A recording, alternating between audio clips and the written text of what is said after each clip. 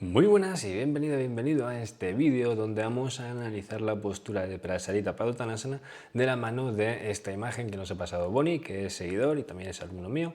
Y bueno, pues vamos a poder analizar y entender biomecánicamente esta postura, cuáles son las cuestiones importantes en las que fijarse aquí y cuáles son los detalles que nos pueden ayudar a mejorar a través de este análisis, que para eso analizamos las cosas, pues para poder entenderlas mejor y a partir de ahí sacar conclusiones prácticas. Así que vamos directamente a ello.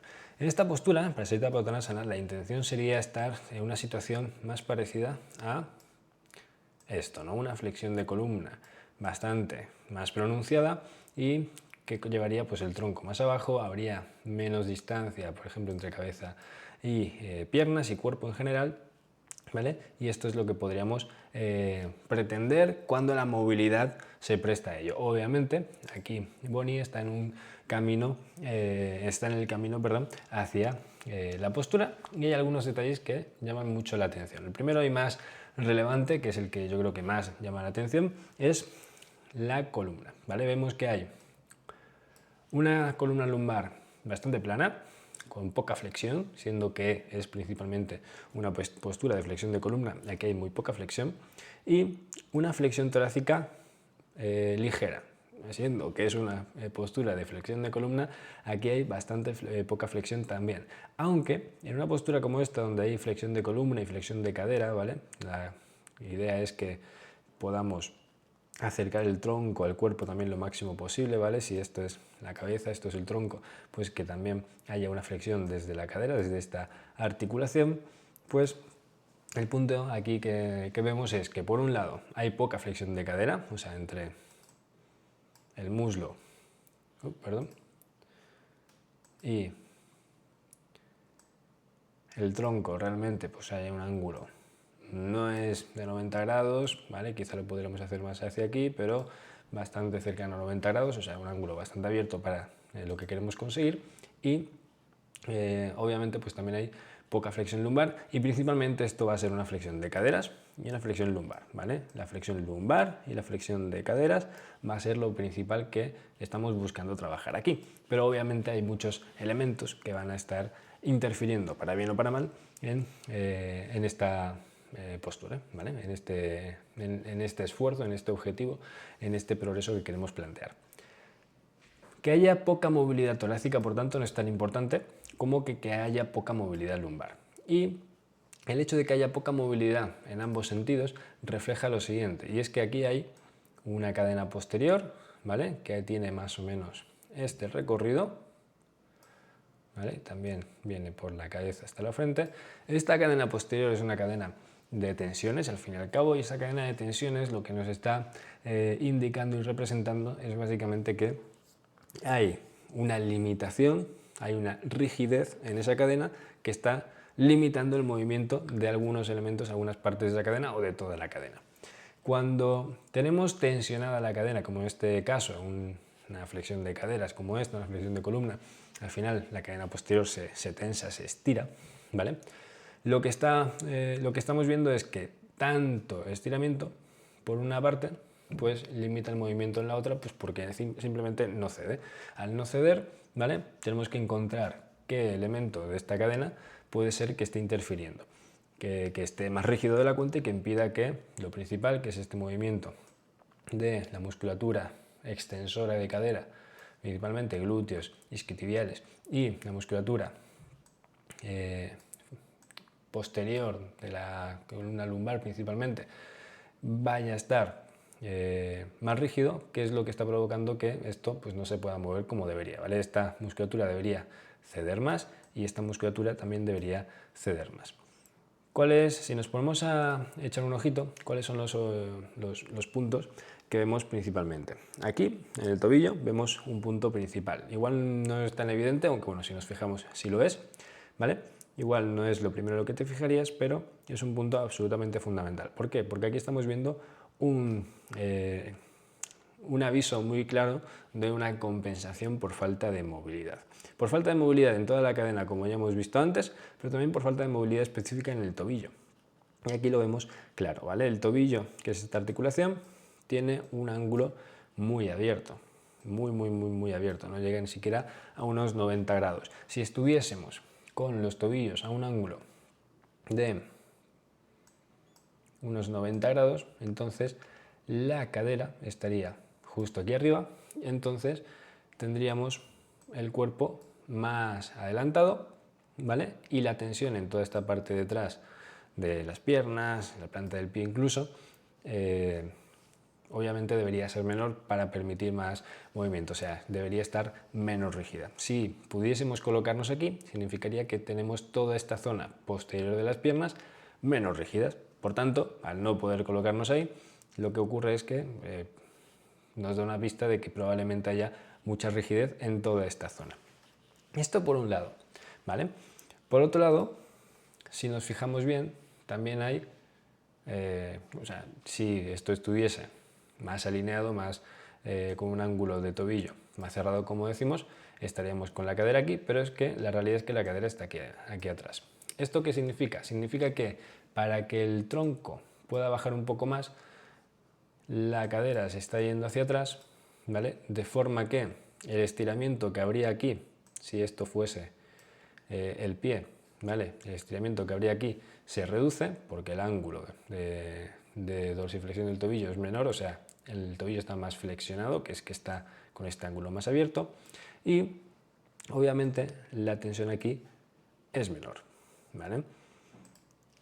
Es una compensación simplemente porque falta movilidad, porque hay rigidez en toda esta parte, y es algo que suele ser bastante inconsciente, no se suele hacer a propósito para bajar más a posta, para decir, oye, no puedo, pero si me tiro para atrás bajo más y así lo parece. Suele ser bastante inconsciente, aunque bueno, no digo que no haya nadie que lo haga de forma consciente, pero suele ser algo que ocurre sin darte cuenta.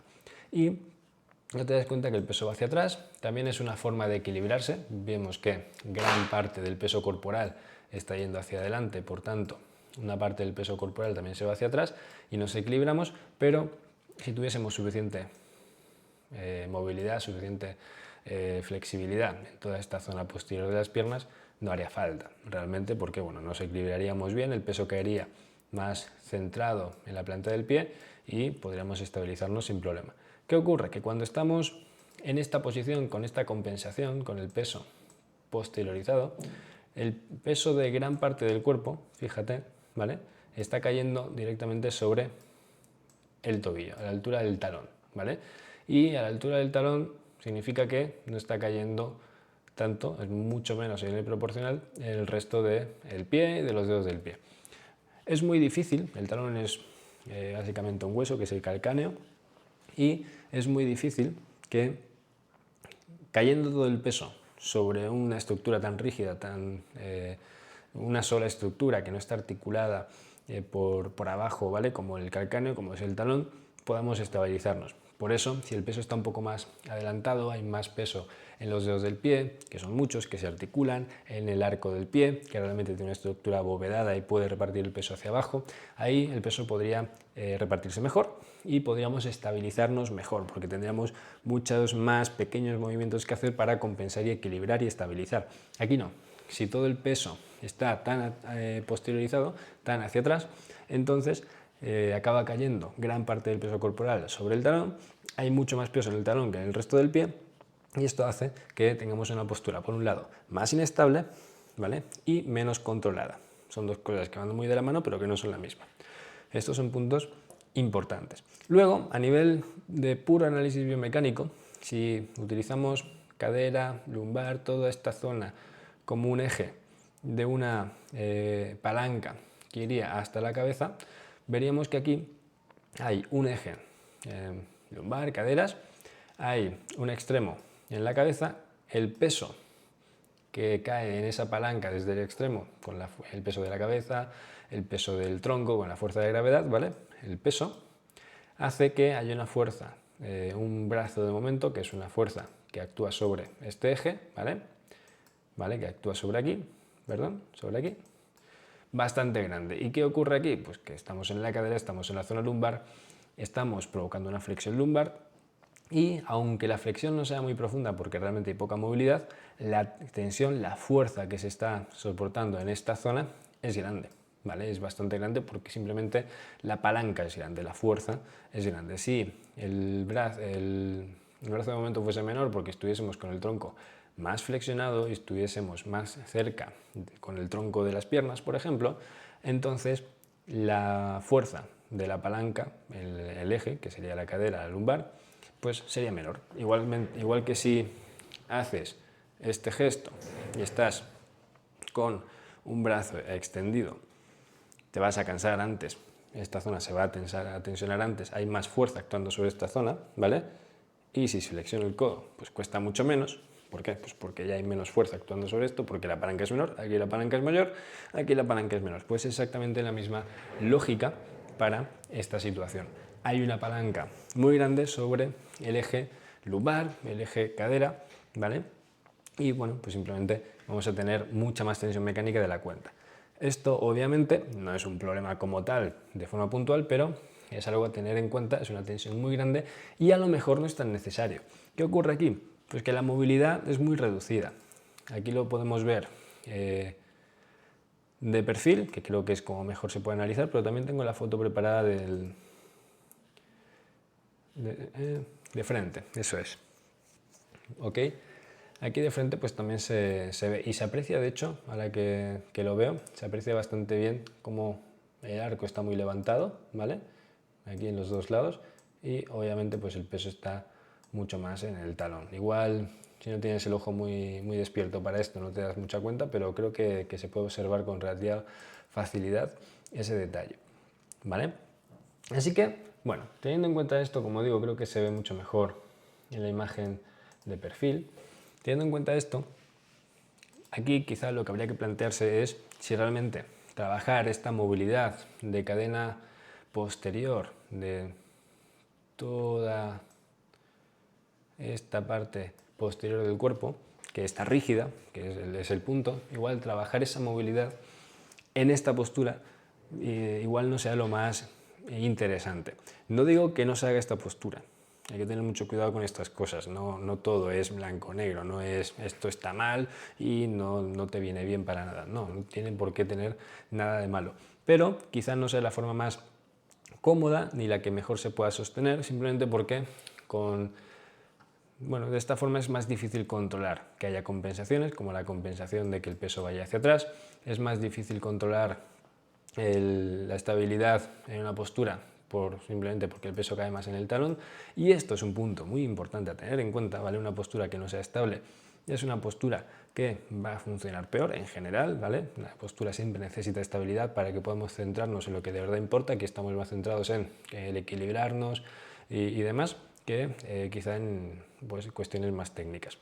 Y a lo mejor sí que sería muy interesante, si lo que se quiere trabajar de forma específica es un estiramiento de esa cadena posterior, poder hacerlo en una situación más estable. Quizá esto mismo, que es muy parecido a, es prácticamente el mismo movimiento, pero cambia mucho la biomecánica, que Upavista Konasana, pues estos sentados en el suelo, igual, con las piernas igual de separadas y con el mismo gesto, podría ser sustancialmente distinto, o posturas como la pinza o distintas posturas que van a trabajar la movilidad de esta cadena posterior, que pueden ser muchas. Esto sería algo como más interesante, o sea, no enfocarnos mucho en esta postura, nadie dice que no se haga puntualmente de vez en cuando, pero igual no dedicarle mucha atención ni mucho tiempo para poder enfocarnos y dedicar esa atención y ese tiempo a situaciones que sean más estables, que sean más cómodas y en las que podamos concentrarnos mejor en detalles concretos. Por ejemplo, detalles concretos aquí, trabajar la movilidad de tobillo por separado podría ser un punto interesante, aunque no sea en un trabajo donde se estire toda la cadena posterior. Trabajar la movilidad de cadera en flexión, como acabamos de comentar, por ejemplo, Upavista Konasana, en situaciones como estas, es algo también interesante. Trabajar la movilidad torácica, ¿vale? También puede ser algo interesante porque se ve que hay poca movilidad torácica, y una movilidad torácica mayor siempre va a permitir una compensación menor a nivel lumbar, que por lo general cuando se compensa la poca movilidad torácica con la columna lumbar, que es lo que tiende a pasar, la zona lumbar se tensa, se vuelve más rígida porque está muy tensa, porque se sobreesfuerza demasiado, ¿vale? Y es lo que acaba ocurriendo. Aquí tiene mucha pinta de ser esta situación, ¿vale? Que hay una poca movilidad torácica, que lo que hace es provocar compensaciones lumbares y hace que toda esta zona esté tan rígida, tan tensa, que acaba siendo poco móvil también, ¿vale? Esto suele ser algo habitual. Pero bueno, más allá de esto, nos salimos un poco allá del análisis, ya son consejos que se pueden tener en cuenta. Lo interesante aquí es entender qué consecuencias acaba teniendo una cosa u otra. Por un lado, que el peso vaya hacia atrás significa que hay menos estabilidad porque el peso cae más en los talones y no se reparte bien, no podemos hacer un parabanda, no podemos controlar y estabilizar bien la postura, que haya poca movilidad lumbar o en toda la cadena posterior está provocando que la palanca sea mayor porque el tronco, la cabeza están más separados de las piernas, así que la palanca sobre la zona lumbar y caderas puede ser mayor. Si se insistiera mucho en esto, vamos a darnos cuenta de que como la palanca es mayor, la tensión es mayor en la zona y a lo mejor lo que estamos haciendo es completamente contraproducente. Si estamos insistiendo todos los días, varios minutos en hacer esta postura para intentar avanzar, a lo mejor ya no avanzamos. A lo mejor hay tanta tensión en la zona lumbar que se vuelve cada vez más rígida por forzarlo, porque la palanca es muy grande, porque la fuerza que se aplica es muy grande y la tensión que tiene que haber para soportarla es grande. Así que quizá podría llegar a ser contraproducente hacerlo puntualmente. No tendría problema hacerlo de forma insistente, que es lo que la gente suele hacer, no es lo más intuitivo. Oye, no me sale esto, lo voy a hacer mucho. Para algunas cosas en la vida puede funcionar, para esto no, ¿vale? Para esto realmente no es como funciona el cuerpo. Si tú insistes, pues acaba por no funcionar y por ser contraproducente en la enorme mayoría de situaciones, pero un 99,99% de las situaciones esto ocurre así. Así que, dicho esto, espero que te haya servido, espero que te gusten esta serie de vídeos que estamos viendo en este canal nuevo y, bueno, si te gustan, suscríbete al canal, que acabamos de comenzarlo. Y vamos a seguir subiendo análisis de suscriptores, de seguidores.